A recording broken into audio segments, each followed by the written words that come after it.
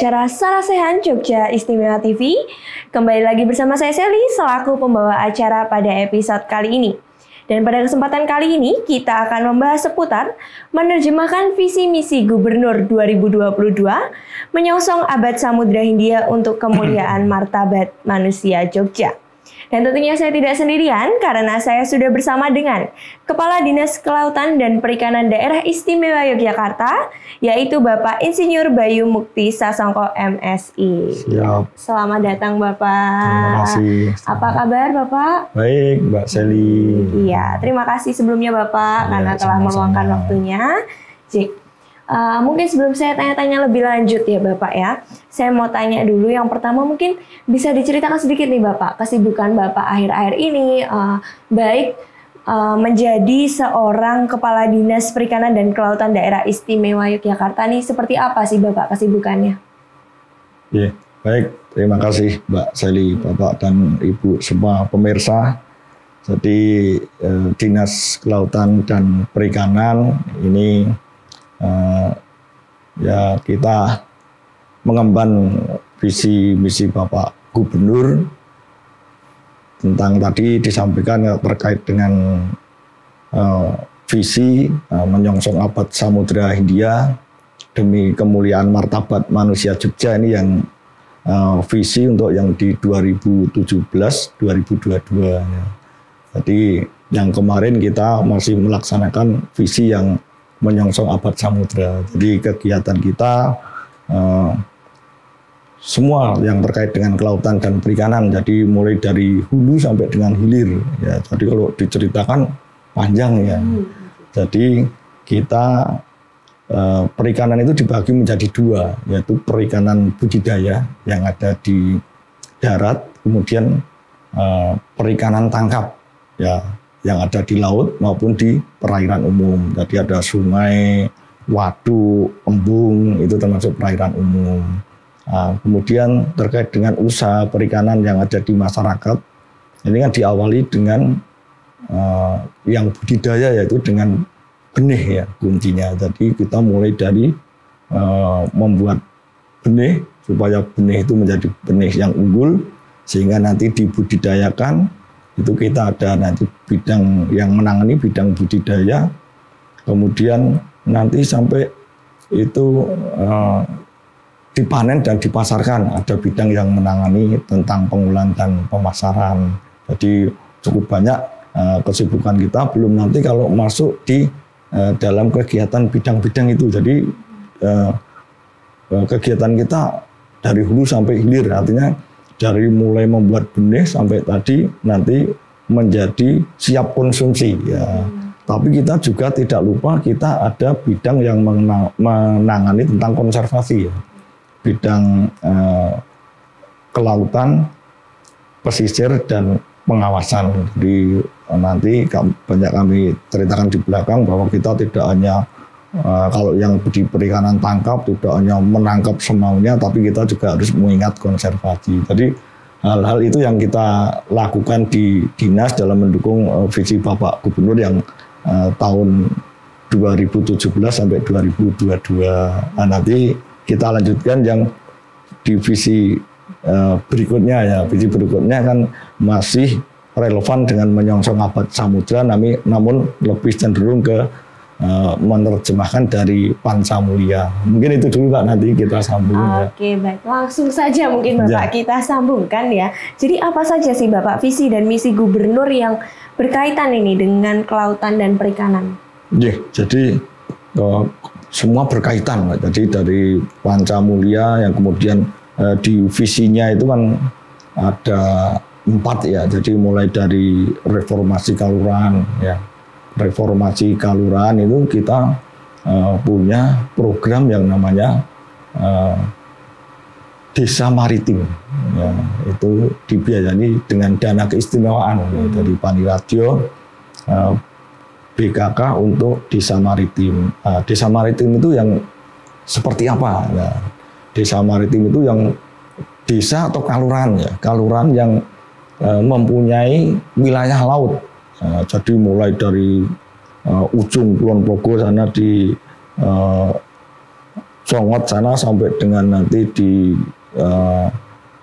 Sadeng ya, di sana itu kita ada 34 desa atau 34 kelurahan. Itu yang merupakan kewajiban kita untuk kita fasilitasi, kita bina sehingga bisa meningkat perekonomiannya. Nah, itu untuk yang misi pertama ya. Jadi kita ikut masuk dalam mereformasi kelurahan melalui yang khusus adalah BKK Desa Maritim. Kemudian juga yang kedua itu pemberdayaan wilayah selatan ya. Kita jelas kita kan kelautan ya. Kita punya wilayah di laut itu sepanjang pantai kita itu, tadi pantai kita itu 135,74 kilometer panjang. Nah, itu kewenangan kita itu sampai dari mulai pasang tertinggi air laut, artinya air laut yang nanti ke darat itu sampai paling jauh. Kemudian ke lautnya itu 12 mil. Nah, 12 mil dikalikan tadi dengan 135,74 km itu merupakan kewenangan kita yang harus kita kelola dengan baik. Baik itu ya kita kelola itu artinya kita manfaatkan sumber daya alamnya termasuk ikannya, kemudian juga kita jaga konservasinya. Ya, jadi ke laut yang tadi 12 mil itu menjadi kewenangan di provinsi. Kemudian juga membudayakan untuk kita berinovasi dan teknologi informasi. Ya, kita memang harus ke sana karena nelayan harus SDM-nya ditingkatkan supaya paham tentang teknologi informasi. Jadi nanti, dan ini sudah terutama yang di pelabuhan kita ya, kita punya pelabuhan yang sudah operasional. Ini pelabuhan perikanan pantai yang ada di Sadeng, itu ujung timur dari daerah istimewa Yogyakarta. Nah, di sana kita sudah kerjasama dengan LAPAN. Nah, LAPAN itu lembaga yang dia riset ya. Itu kita kerjasama terkait dengan ini bisa menentukan di mana letak atau ruaya ikan, sehingga nanti nelayan kita ya sekarang sudah familiar untuk menggunakan GPS ya, melihat dari ini posisinya di sini bisa nelayan kita ke sana. Jadi nelayan kita sekarang sudah mulai bukan mencari ikan lagi, gitu, tapi menangkap ikan. Kalau mencari kan harus ke sana kemari, kemudian ya spekulasi. Kalau sekarang sudah mulai menangkap ikan, dia sudah tahu di mana letak ikannya. Nah, itu kita kembangkan dengan menggunakan teknologi informasi. Kemudian juga sampai di pemasarannya, kita juga sudah mulai dengan pemasaran online ya itu. Kemudian yang selanjutnya misinya adalah melestarikan lingkungan dan wawasan budaya. Jelas kita harus menjaga lingkungan. Kita harus memanfaatkan potensi laut itu harus seimbang, artinya harus bisa seimbang antara ekologi dengan ekonomi istilahnya. Jadi ekologi itu ya secara jangan sampai ini nanti habis, bisa nanti berkelanjutan. Kemudian secara ekonomi ya harus bisa dikelola untuk bisa meningkatkan kesejahteraan. Nah, ini sudah selalu kita lakukan pelatihan bimtek kepada nelayan-nelayan kita. Jadi semua misi yang ada di visi gubernur 2022 sampai 2027 yang mengemban Pancamulya itu semua masuk di kita di Dinas Kelautan dan Perikanan gitu. Baik, berarti sekarang juga teknologi pun ikut dikembangkan ya Bapak. Betul, ya di sana. Oke. Nah, setelah itu tadi kita membahas seputar menyongsong Abad Samudra Hindia untuk kemuliaan martabat manusia Jogja ya Bapak. Ya. Nah, hubungan kaitan dari visi misi perikanan dan kelautan sekaligus. Jadi hubungan dari menyongsong Abad Samudra ini dengan visi misi itu seperti apa Bapak? Ya, tadi sebenarnya sudah sekilas saya sampaikan. Jadi menyongsong abad samudra, otomatis ini dari paradigma yang terdahulu dari Bapak Gubernur, jadi putar kemudi ke visi maritim. Jadi kita putar kemudi, kita memanfaatkan maritim ya, memanfaatkan laut, kemudian among tani dagang layar itu waktu yang awal dulu, kemudian laut sebagai halaman depan. Ini otomatis kan secara itu berarti ya kelautan dan perikanan itu harus atau menjadi utama untuk bisa dikembangkan atau dikelola dengan baik gitu. Ya itu sampai visi berikutnya yang menyongsong abad samudra kemudian masih relevan lagi dengan pancamulianya itu seperti itu, Pak. Oke, tetap terutama bagi generasi muda aja Bapak, kita harus tetap melestarikan nih dari bidang kelautan maupun perikanan, mungkin ikut turut serta. Nah, setelah itu tanggapan Bapak seputar blue economy, Bapak. Ya. Bagaimana? Ya, terima kasih. Memang blue economy ini kan digaungkan ya, bahkan di tingkat dunia, tingkat nasional ya. Di waktu kemarin G20 juga muncul yang blue economy. Ya, blue economy itu kan kalau ya banyak definisi, diantaranya adalah bahwa kita harus bisa mengelola perairan ya, sumber daya perairan. Jadi bisa laut, bisa perairan lainnya, sungai. Kan sungai juga kalau yang di luar Jawa kan besar-besar ya. Itu dikelola secara optimal untuk secara ekonomi ya, untuk meningkatkan pendapatan masyarakat. Namun demikian tadi harus seimbang juga, jangan sampai terus nanti atau dengan ditangkap dengan alat tangkap yang tidak ramah lingkungan ya, sehingga nanti kan fungsi ekologinya itu akan sangat terganggu.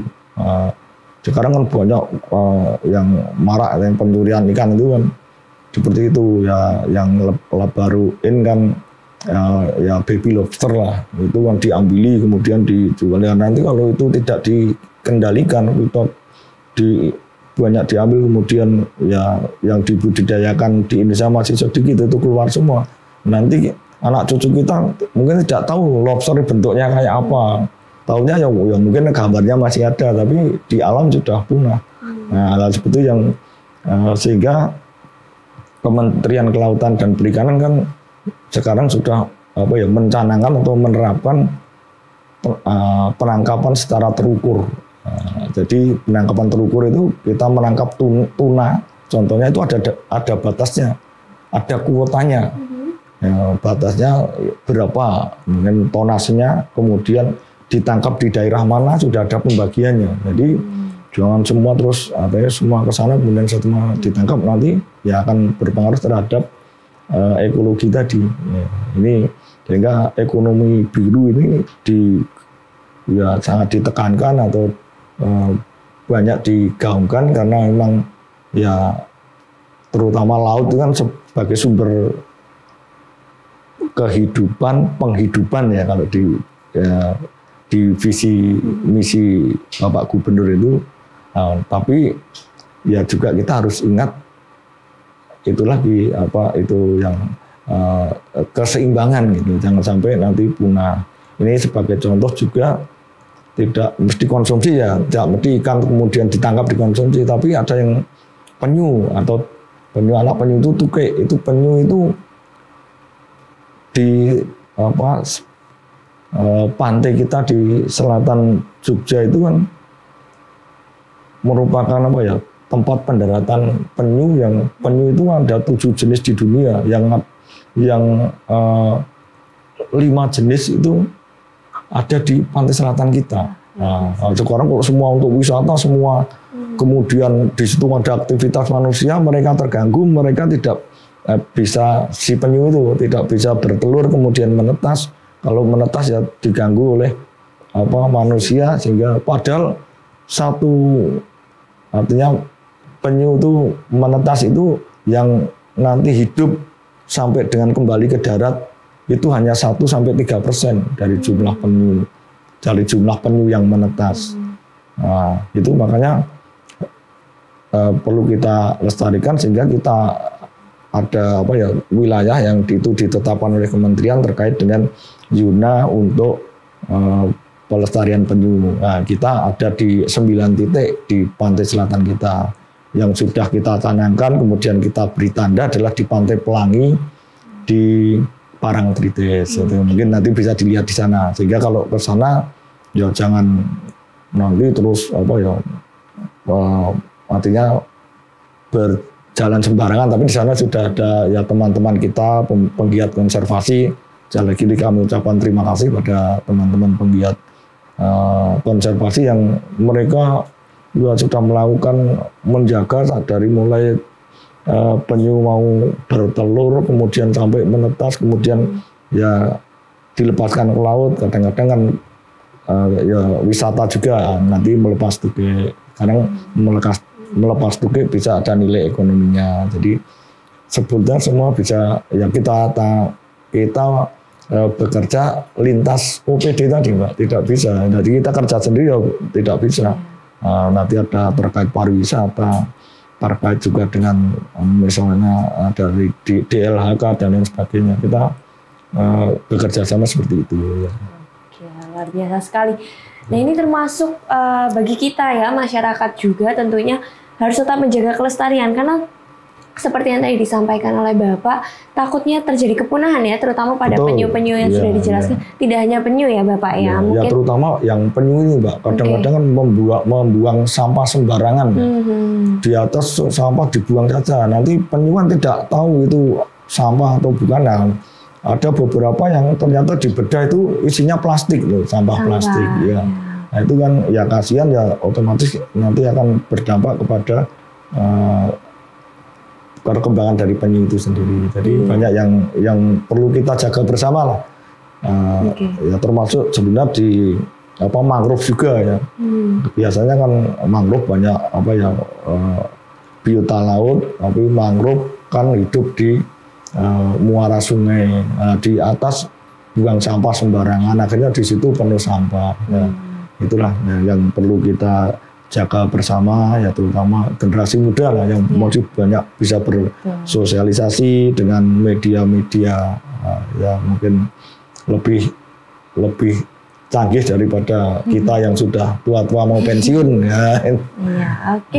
Ya berarti memang terutama kelestarian alam itu semuanya perlu dijaga, karena dengan membuang sampah sembarangan dan lain-lain itu pun juga mempengaruhi tidak hanya penyu, tapi biota laut lainnya pun juga terganggu otomatisnya Bapak. Nah, mungkin bisa dijelaskan sedikit Bapak, apa sih Pak yang bisa dilakukan oleh masyarakat, terutama generasi muda mungkin ya, untuk turut serta mendukung visi misi tersebut yang tadi sudah disampaikan? Ya, baik, banyak yang bisa dilakukan ya, karena ya itu tadi usaha kelautan dan perikanan itu mulai dari hulu hilir dan itu bisa diakses atau bisa diusahakan oleh generasi muda, dan ini memang sudah banyak ya. Artinya mulai dari perbenihan, benih itu yang artinya usaha yang padat teknologi dan paling menguntungkan. Benih itu bisa nanti benih untuk ikan konsumsi, nila, lele dan lain sebagainya, kemudian bisa juga untuk ikan hias. Ini terutama anak-anak muda itu banyak sekarang yang bermain ikan hias, artinya mereka menyilang-silangkan sendiri, kemudian dijualnya sudah pakai ya teknologi informasi sampai kemana-mana. Mereka bisa ngirim 1 ekor bisa sampai ke luar provinsi, bahkan ke luar negeri. Harganya juga tidak main-main, artinya kalau mungkin ikan konsumsi kan jelas nila 1 kilo kalau di pembudidaya 25.000 ya. Tapi kalau ikan hias mudah, ikan hias kecil pun harganya bisa jutaan gitu. Jutaan, puluhan, bahkan ada yang ratusan karena mereka hobi ya. Nah, maka peluangnya banyak ya. Kalau mungkin nanti di sini waktunya terbatas, bisa nanti ke dinas konsultasi atau kita ada media untuk bisa melakukan ya tanya jawab lah. Kita siap. Kita sangat berharap sekali ini banyak peluang, terutama yang pada teknologi. Kalau hanya memeliharakan, tapi memelihara ikan pun ternyata dengan teknologi, ada yang teknologi baru yang namanya si budi dikucir, sistem budidaya ikan dengan kincir. Itu kan kita orang tua tuh memelihara ikan nila ya sudah di kolam ya sudah. Nah, artinya kolam 1 meter isinya 10 ya sudah. Nah, tapi kalau anak-anak muda pintar dia kan kehidupan ikan tergantung oleh oksigen ya. Makanya dia menggunakan kincir sehingga oksigennya banyak sehingga bisa 3 kali lipat. Nah, 1 meter yang harusnya isi 10 bisa isi 30. Bahkan kemarin ada yang nyoba 4 kali lipat dengan kondisi seperti itu. Nah, bayangkan saja berapa nilai tambahnya itu. Nah, dari segi teknologi ini marilah kita ya dengan kreativitas anak-anak muda sekarang makan ikan tidak harus memberi pakan ikan bisa artinya kayak pakai timer ya, jadi jam berapa sudah nyemprot sendiri. Ini sudah ada, bisa nanti di lapangan sudah ada beberapa percobaan yang dilakukan. Nah, ini silakan. Jadi usaha perikanan tidak usaha yang level bawah, itu bukan. Dengan sentuhan teknologi bisa menjanjikan itu. Mau cari uang berapa gitu. Nah, dari nilai yang komoditas tidak begitu mahal. Nanti silakan tangani udang. Kita punya udang galah yang kemarin baru di launching oleh Bapak Gubernur, udang galah si Jawa ya di Air Tawar. Udang galah produksi Jogja Istimewa oleh Bapak Gubernur dinamakan si Jawa. Ini kita memproduksi benihnya, bisa dikembangkan nanti di padi dengan udang galah padi, bisa juga monokultur. Nah, mari saya mengajak generasi muda ini yang ya punya segala kemampuan SDM-nya kita digunakan untuk membantu kita untuk meningkatkan produksi kelautan perikanan. Karena kita masih kurang, kita masih dari luar.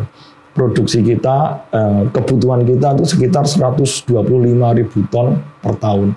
Kita baru mampu saat ini 100 lebih sedikit lah, 104.000 ton. Jadi masih ada banyak lah, 20.000 ton di data kita. Mungkin masih itu kebutuhannya masih lebih banyak lagi. Ini peluangnya banyak, kebutuhannya banyak, kemudian itu nanti bisa ditingkatkan. Setiap tahun angka konsumsi ikan kita naik. Nah, naik 1 kilo per orang saja kali 3,8 juta jiwa. Itu sudah 3,8 juta kilo. Nah, naik dibuat ton, itu kan sudah berapa? 3.800 ton. Nah, itu bayangkan saja kalau dikonversikan ke produksi kita dengan luas lahan berapa, itu anak-anak muda lebih pintar untuk itu. Jadi usaha perikanan sangat menjanjikan lah. Mari kita garap bersama, kita sangat butuh dukungannya semua pihak untuk bisa peduli dengan perikanan, kita bisa meningkatkan ya pendapatan masyarakat, terutama dari ikan. Baik, harapannya kan terutama bagi seluruh masyarakat, terutama diutamakan lagi kepada generasi muda supaya terus menggiatkan, dan tadi sudah disampaikan oleh Bapak Bayu bahwa peluangnya sangat banyak nih dari usaha perikanan. Nah, Bapak sebelumnya ini luar biasa loh topik hari ini, kami juga diberitahu kan oleh Bapak Bayu bahwa terutama generasi muda ya, kami diberi peluang bahwasannya perikanan dan kelautan ini memiliki peluang yang sangat banyak untuk kami generasi muda, terutama dengan perkembangan teknologi yang ada, maka sebisa mungkin dimanfaatkan sebaik-baiknya. Oke, baik, luar biasa sekali sharing kita pada hari ini bersama Bapak Bayu yang tentunya menjadi motivasi bagi kami semua, terutama generasi muda dan masyarakat di bidang perikanan dan kelautan. Terima kasih banyak Bapak karena telah berkenan untuk hadir pada kesempatan kali ini. Sama-sama. Saya Sally selaku pembawa acara pada kesempatan kali ini pamit undur diri dan sampai jumpa. Bapak.